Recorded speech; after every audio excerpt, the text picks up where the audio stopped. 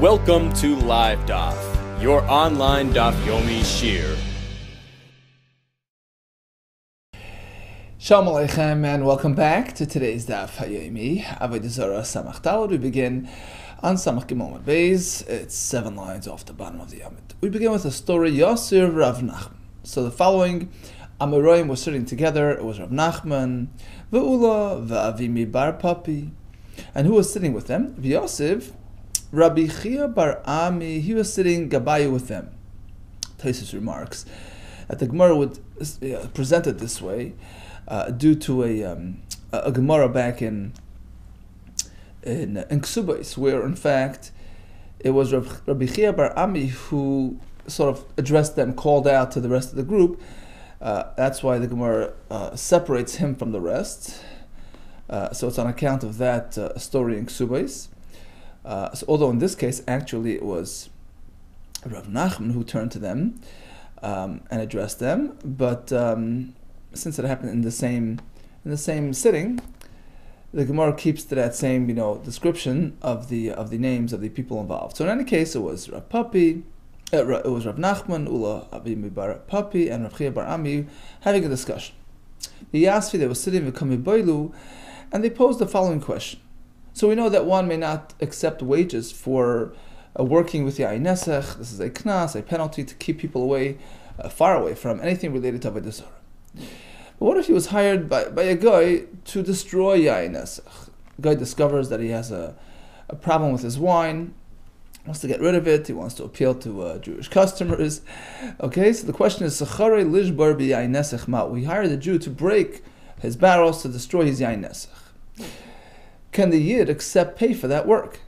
Shall we say, Kivan the Reitze b'kiyumai asr.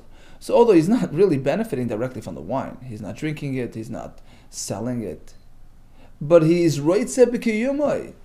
He is pleased with the existence of that wine, at least until he breaks it. Otherwise, he's going to forfeit his salary, right? He wants the thing to be around as long as he is involved in breaking and destroying it. So that's called Reitze b'kiyumai. That's perhaps considered a form of hana. He's benefiting from the existence of the wine, albeit temporary, transitory, but it's giving him hana while it's around.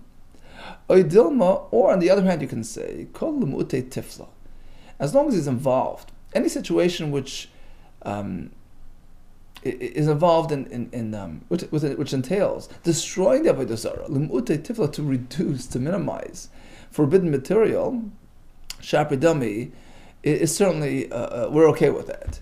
So which way is it considered like having a no? Do we treat it like a salary payment for work with the Yain Nesach, which is asur, or do we say, as long as he's destroying it, gesundheit?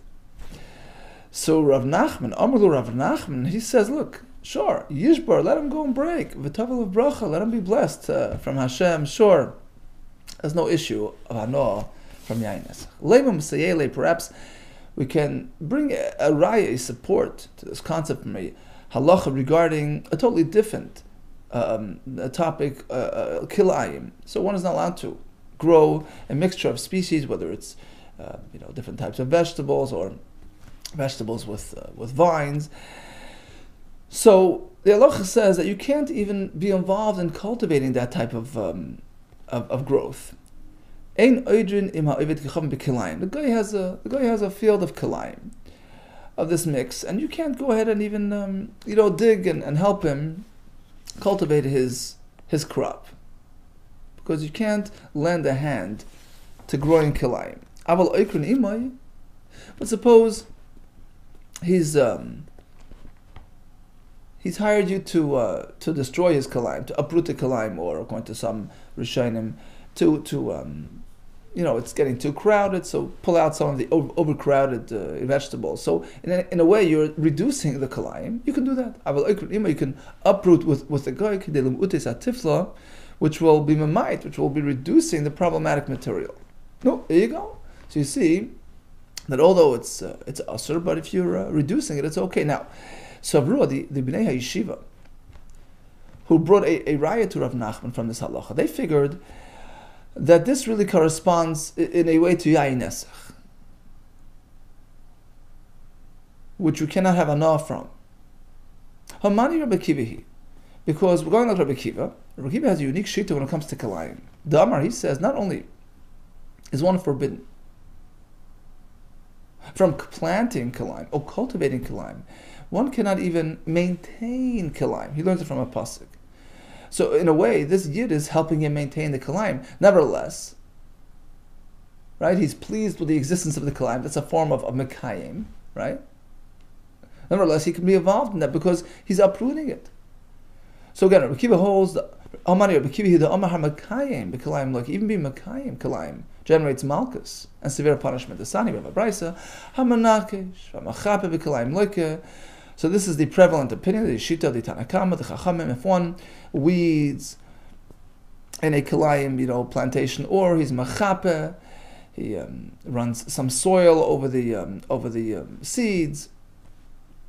So yeah, that's called planting Kalayim, and he gets malchus. Rabbi Kiva Omer, he adds afamekayim, even if one maintains. Rashi says he, fences it off, maintains it in any way, so he's going to get malchus. My taima, the Rabbi Kiva, where's Rabbi Kiva's source that mekayim is also liable? Amakra, because the way the Torah situates its wording, it comes to teach us to cover even a mekayim. Sad choles damakra, sad choles scissor kilayim. Don't plant kalayim in your field. Einel is a rare, perhaps it only applies to a planter. Mekayim, what about a mekayim? Tamloim loy kilayim. So Rashi explains, because the pasuk actually reads like this: don't crossbreed animals. Behem techalei sarbia kilayim, and then it moves on to mixing plants in a field. Sod chalei scissor kilayim. So the placement of the wording in the pasuk can be learned also kilayim sod chaloi. You should not even allow kalayim in that field. Even if you're not actually planting, you're just maintaining, that's also usher and gets malchus. So in a way, when this yid, this laborer, this worker, the guy was hired to pull out kalayim, in a way he's roitze b'kiyuman. He wants it to exist until he gets to pull it out. So he's sort of contributing in the maintenance, at least in his mind, of that kalayim. Nevertheless, it's okay in this context. There you go. Because he's minimum, he's reducing the problematic material. That sort of overrides the concern of roitze b'kiyumai. Okay, so the same would be by yain nesach. It should be okay. That's a right to Rav Nachman who permitted it. No, says the Warloi.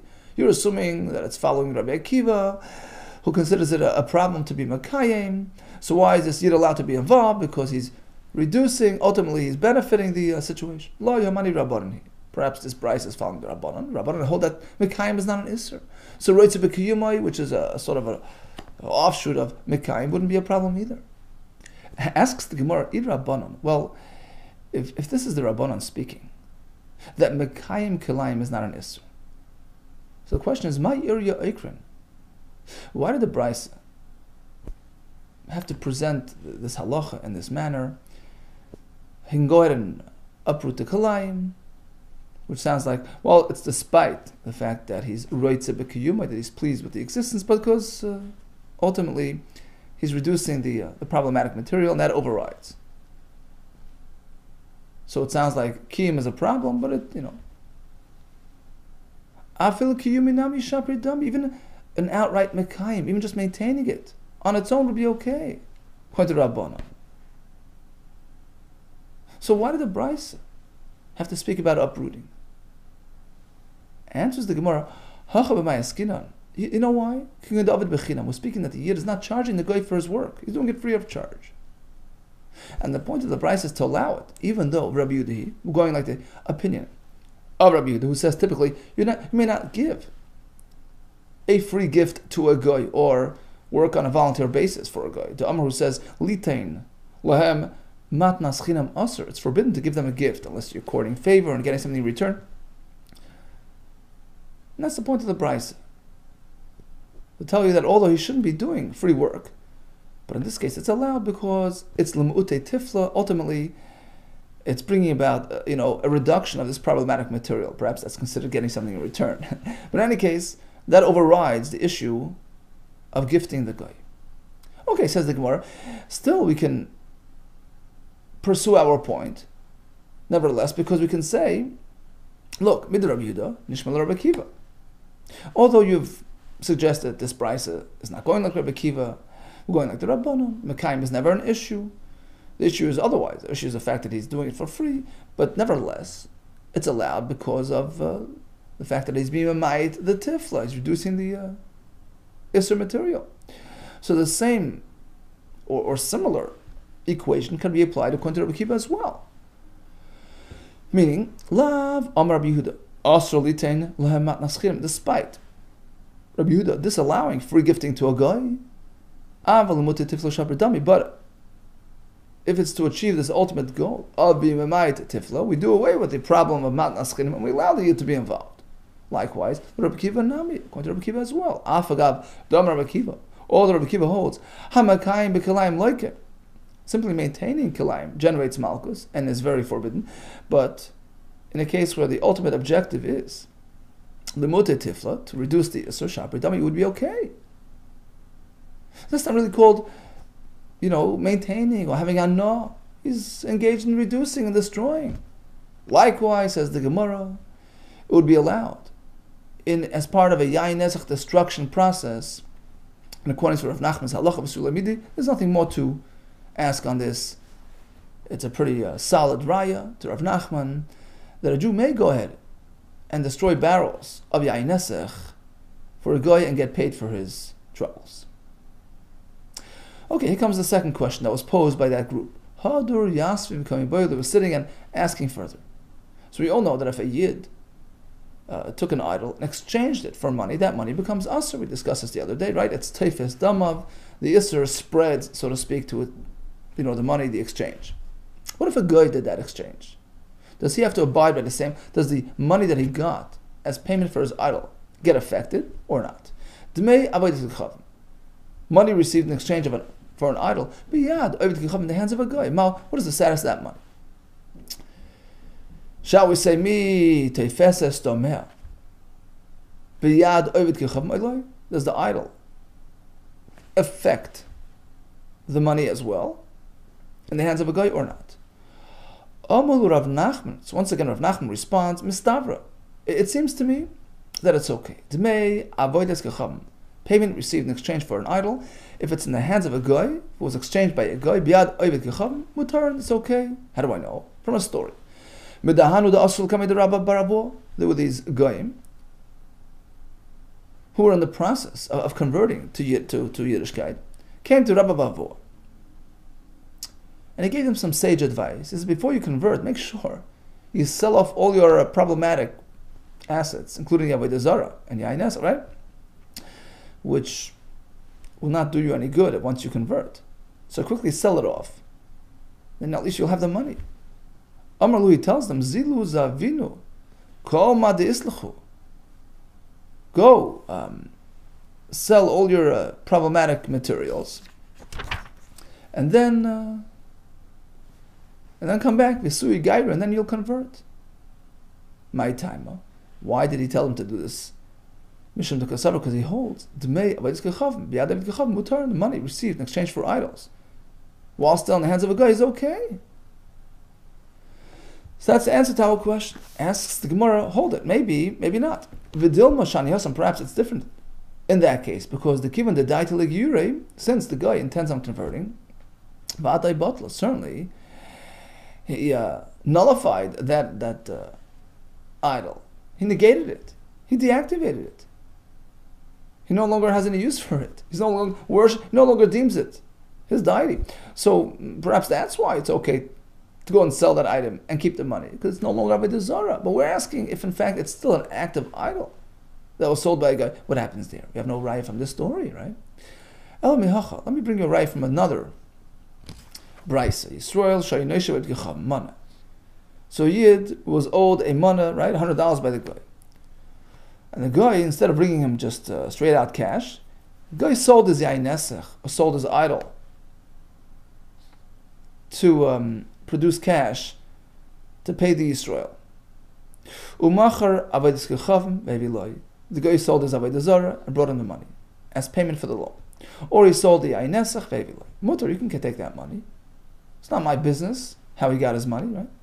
But if the guy put the Yisrael on notice, look, give me a couple of days, I got to sell my idol first. I got to sell my yain nesach, I'll bring you the money. Hamtinli, do me a favor, wait a little bit. Until I go ahead, until I can sell off my idols. Then I'll give you the money. Or until I sell my yain nesach, I'll pay you. In this case, it's asr. Now, before we get to analyze the difference between both stories, both parts of the brisa, we have a clear answer to our question. We see clearly that if the guy sells off these problematic materials, the Jew can benefit from this money. Why? Apparently it's not a problem for a guy to exchange the Avodah Zarah, the money doesn't get affected. Okay, in any case, back to the question. Ma'ishna reisha or ma'ishna sefer. We had two variations, right? In the first case, it's okay to accept the money that the guy received in exchange for his Avodah Zarah or his yain nesach. In the second case, since he sort of put him on notice, give me a day or two to sell it, and then he came back with the money, that's a problem. What's the difference? Either way, it's the same money received in exchange for the same material. What's the difference if you put him on notice and made him wait? Ma'ishna reishna, ma'ishna sefer. Omrav sheisha sefer. The reason why in the second case it's a problem from the havalei ki roitze b'kiyumai, because since it wasn't yet sold, when he was speaking to the Yid, he actually delayed his repayment. He says, wait it out, I got a couple of days, I got to sell my thing. So at this point, the Yid is roitze b'kiyumai. He wants the problematic and forbidden material to exist long enough until it's sold so that he can get his payment. And that's why it's asr. It's like a form of having hana'ah from the Avodah Zarah. Asks the Gemara, this type of roitze b'kiyumai, where he's not really actively doing anything, he's just waiting, right, to get the money that will be produced by exchanging the item. The guy is doing the work, he's just waiting. That's a problem. We have a Mishnah where it seems to be okay, but no, we have a Mishnah. So a guy converted, and he has a brother who was a guy. Now their father passed away, left behind a full estate with some Avodah Zarah, some yain nesach, and other things, right? So we have a ger el kichavim, a yid and a guy, who inherited their father, who was a guy. Now the ger does not want to take possession of the forbidden materials. Could he turn to his sort of brother? Do me a favor, you take all the yain nesach, take the Avodah Zarah, I'll take the rest. We'll split it 50-50, but we'll divide it this way. Is that okay? Yeah. Ger could turn to the guy, you could tell him, you take the idols, I'll take the money. You take the forbidden wine, I'll take the wheat. Because it wasn't yet obtained by the Yid. Right? It was not yet divided, not yet, allocated. So it's a fair deal. But, let's say divided everything right down the middle. The ger took part of the wine, he took part of the wine. At that point it's too late, because now he's going to be giving away that wine that belongs to him and exchanging it for something else. You can't have enough from yain nesach. But in the first scenario, it's okay, despite the fact that the Yid, in a way, wants the yain nesach to survive until they make that division, so that he can take something instead of that yain nesach. That's very similar to the previous case, where the guy promised to pay him back his loan, right? Exchange for the yain nesach, which is going to sell. And we say it's a problem because the Yid is roitze b'kiyumah, he wants the stuff to be around. So why is it mutter in this case of the ger? He wants the Avodah Zarah to be around long enough. So he's benefiting from the existence until they divide things. Amarab bar Ula, no. In this case, Masnis, in the case of the Mishnah speaking, he doesn't really care for the idol to stay complete. We're talking about an expensive idol made of expensive metal, gold idol. Even if it shatters, it still has value. Right?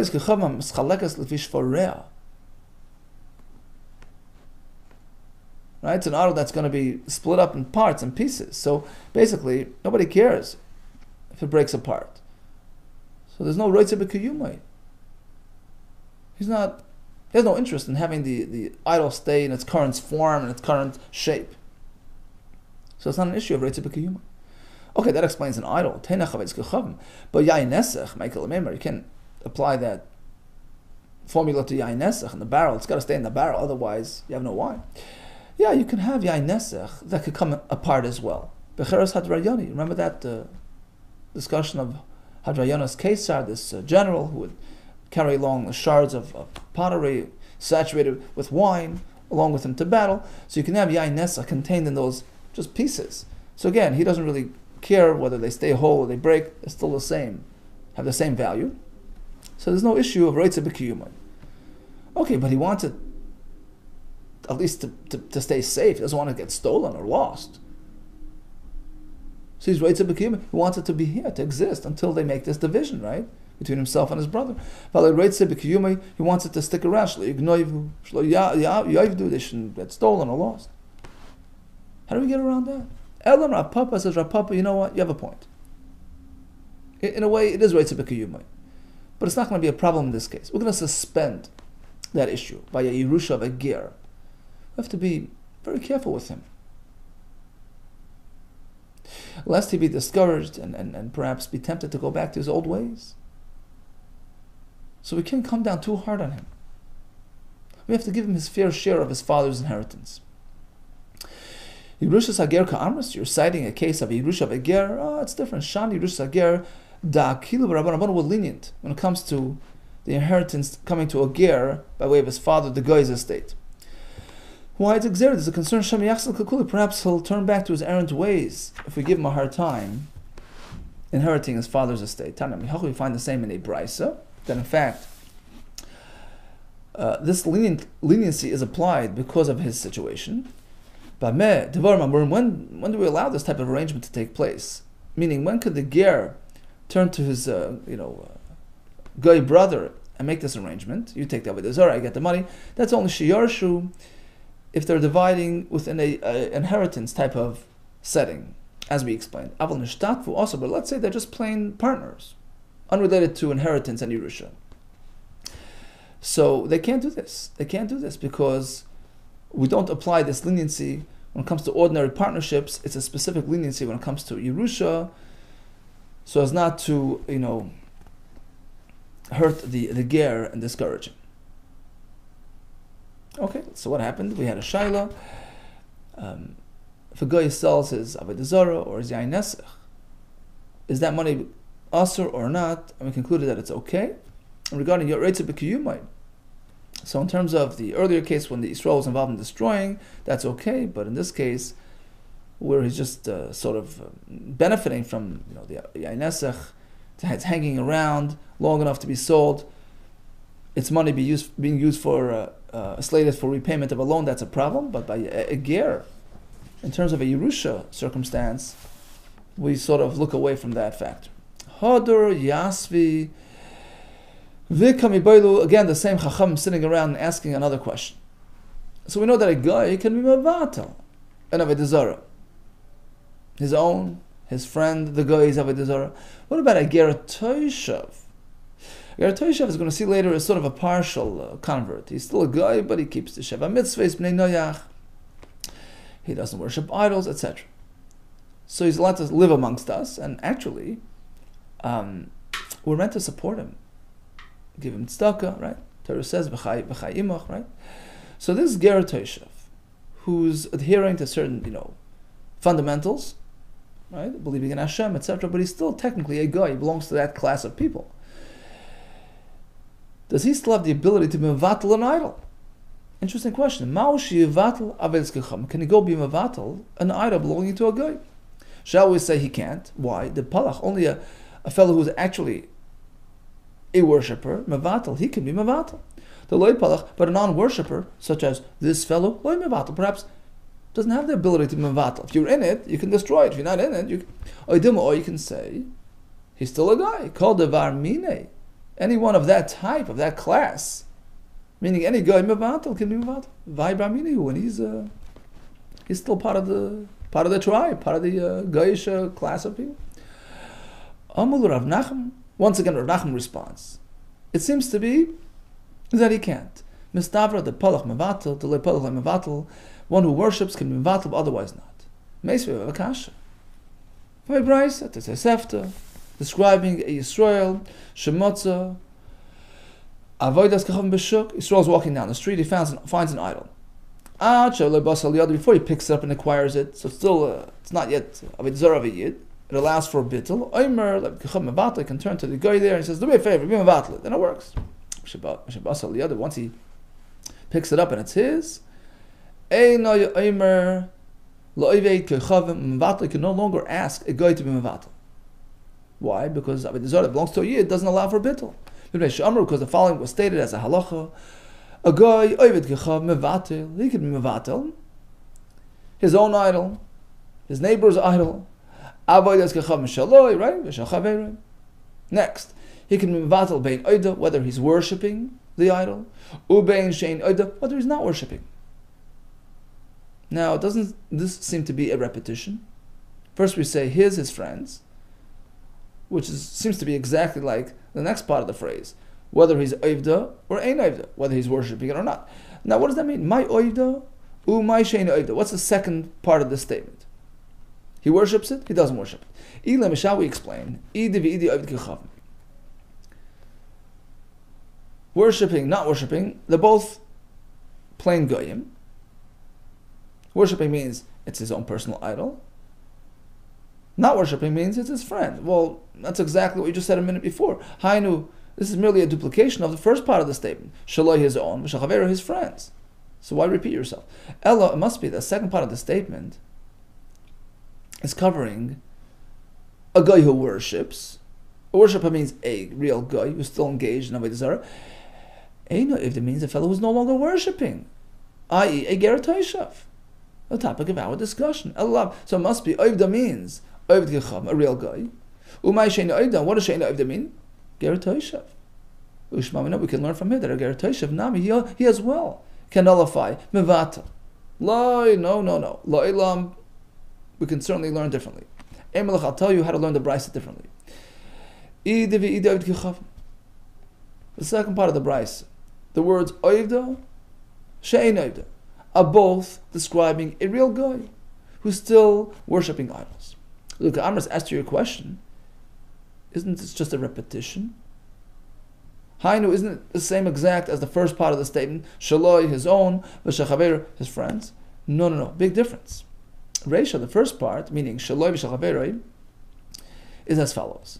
Zeh v'zeh le'po'er, v'zeh le'markulis. This guy worships po'er, a certain type of idol, and so does his friend. So he can go ahead and nullify his own po'er, or shalchaver his friend's po'er. Or alternatively, if they're both worshipping a different type of idol, markulis, which one that you stone, right? So he can be mevatel his own markulis, or his friend's markulis, because they're pretty much on the same page, right? They're both adhering to the same type of system. That's the first part of the brisa. Okay, so again, we're speaking that he's a full idol worshipper. He can mevatel shaloi, his own markulis, or his friend's markulis. Seifa, part B, is where these two goyim worship different idols. Zela par, he worships par, v'zela markulis, and his friend's idol, who he's trying to not be mevatel, is a different type of idol. And the point of the brisa is that you can still nullify it, even though he's not really in on that type of idol, but since he's in the world of idol worship, he can be mevatel somebody else's idol, despite it being a different type of idol. However, a ger toshav, who's actually no longer involved in worshipping idols, perhaps he cannot be mevatel an Avodah Zarah. Meisvei. So here comes another kasha on Rav Nachman, who says that he could. So the brisa says, Ezo ger toshav. How do we define a ger toshav? What exactly is he? How do you become a ger toshav? He started as a guy, right? And what happened? Kol shekibel olav b'fnei gimel chaverim. Some delete the word chaverim. So in any case, he committed in front of three talmidei chachamim to shaloi lavod avodas gechav. I'm no longer worshiping idols. Okay, so he made a true commitment in front of three, but pretty much that's the only thing that he's keeping.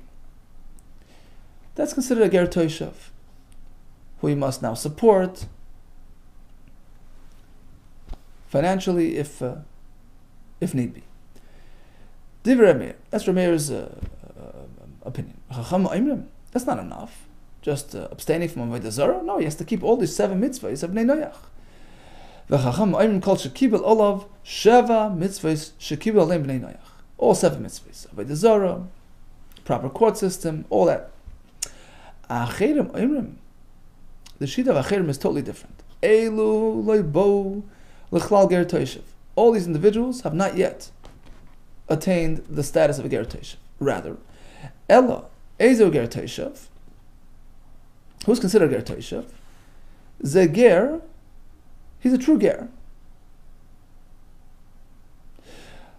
Oichel nevelis, but he can't resist eating non-kosher food.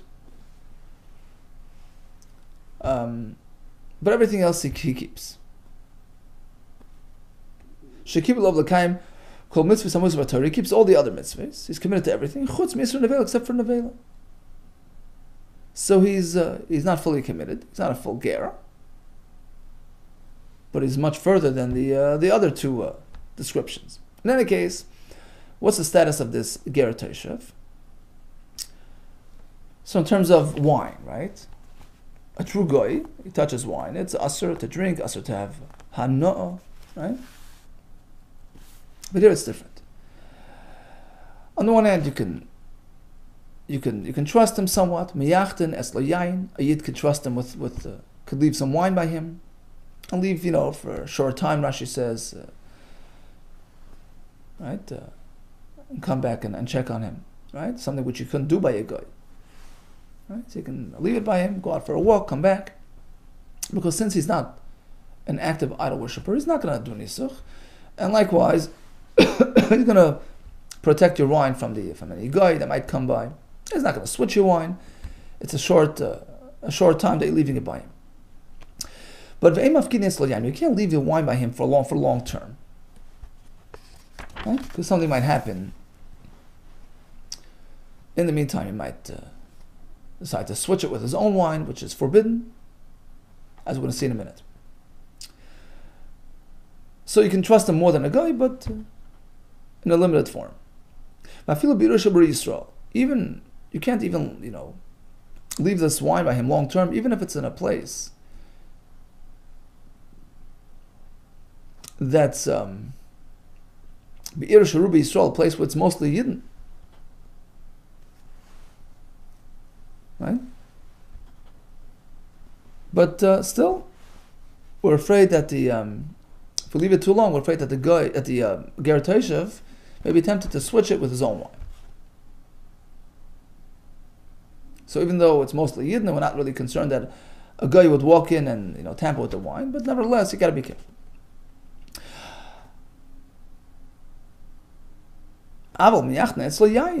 So you can't be mafkid even if it's a place which is mostly Yidden.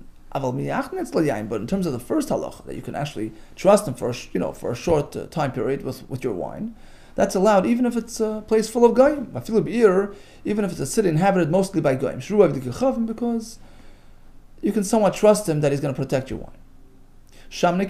What's the status of his oil? Right? He gives you his oil.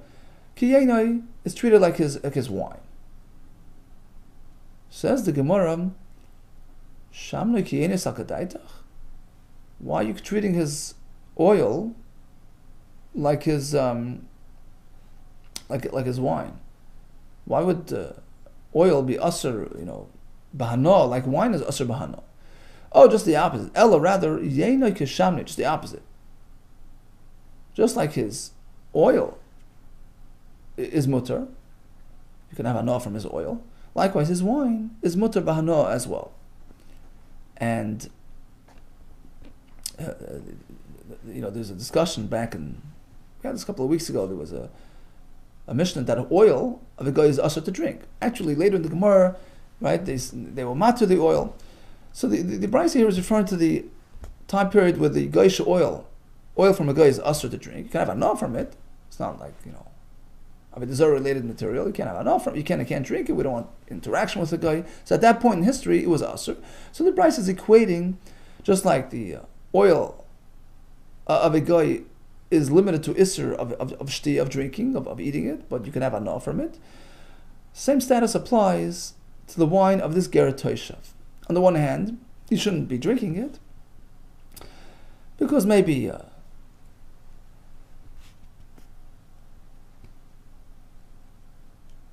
maybe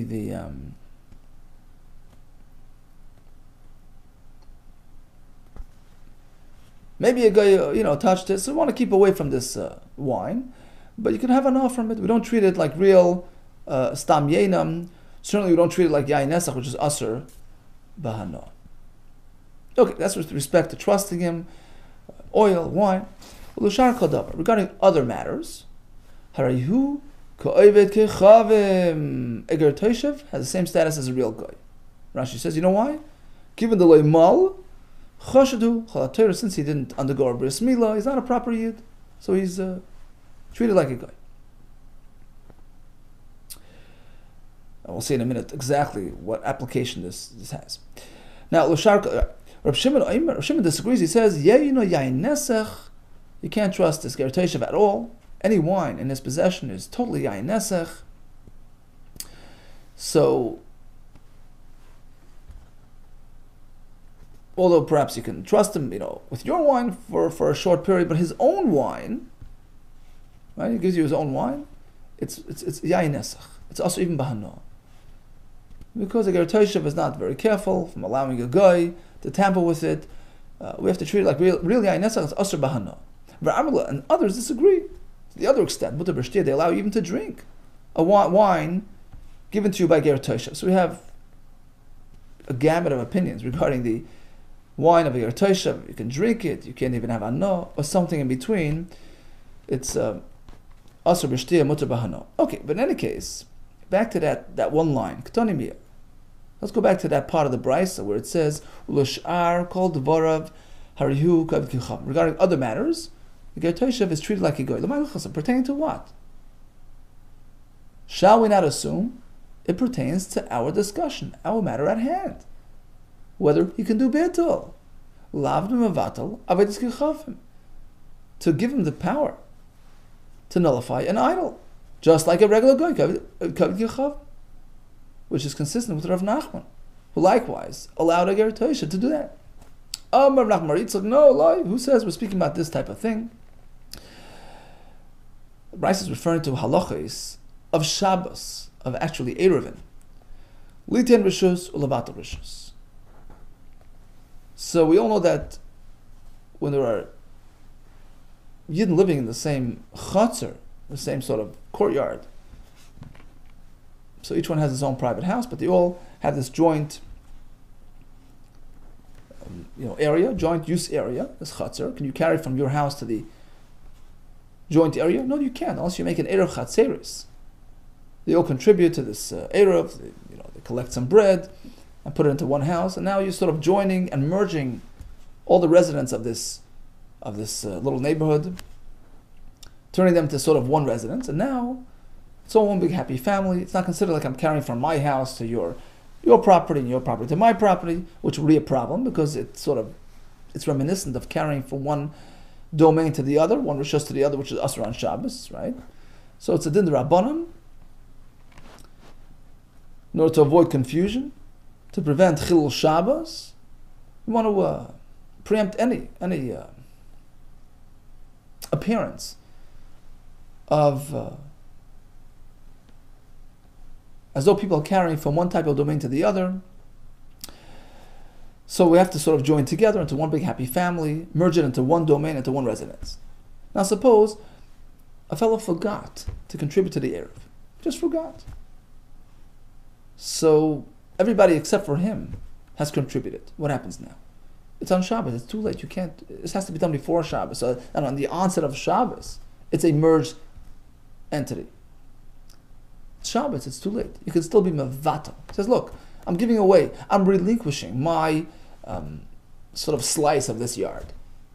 It's yours." So now, his element of ownership, his portion of the property, gets sort of enveloped, absorbed into the general merged property, and it's okay. He no longer interferes. He's not a separate entity.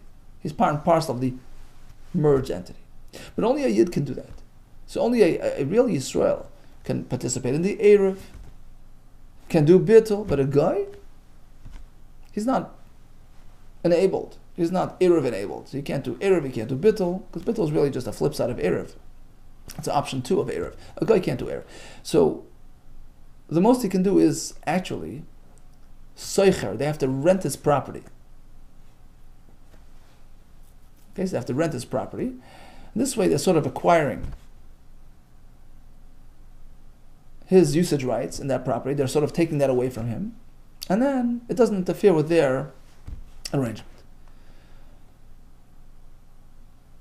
And likewise, a Ger Toshav, since he's technically still a guy, he can't participate in Erev, nor in Bittul. At most, he can do Schirus, he can rent it out to the rest of his neighbors, and this way it solves their issue. And that's the point of the price. A Ger Toshav is regarded like a guy in this regard. Okay, the Sani is we have in the Bryce, Yisrael Mumar. So a regular Yisrael, upstanding, righteous Yid, can do Erev, can do Bittul. What if it's Yisrael Mumar, a renegade, who's not really a Shemer Shabbos, but if he's Mishamer Shabbat B'Shuk, if he's a Shemer Shabbos in public, out in the street, meaning he's not Mechal Shabbos in public, he's considered somewhat of a Shabbos keeper, and therefore he can still do Bittul, Mevatel Rishus. He can nullify his Rishus and relinquish it to the rest of the crowd. She'ein Mishamer Shabbat B'Shuk, but if he doesn't keep Shabbos even in public, he outright desecrates the Shabbos, he loses that privilege. Ein mevatel rishus. He can't do bittul rishus. Because the following was said: Yisrael, if he's a Yisrael, as long as he's shemer Shabbos in public, noisen rishus, mevatel rishus, he can give it away. He can mevatel to the rest. But if he's a guy, or likewise, one is mechal Shabbos in public, is treated like a guy in this regard.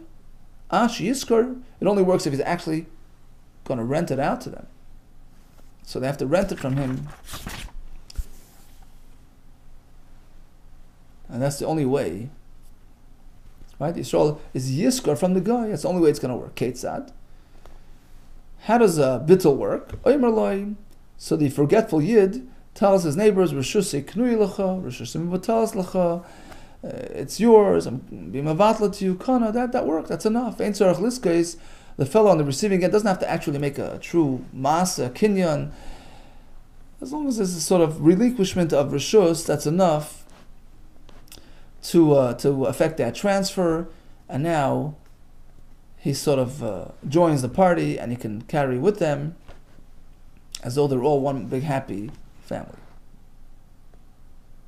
Okay, but in any case, regarding a guy or a machal Shabbos b'far hesher or even a ger toshav, the only system that would work for them is schirus. Okay, so we started with a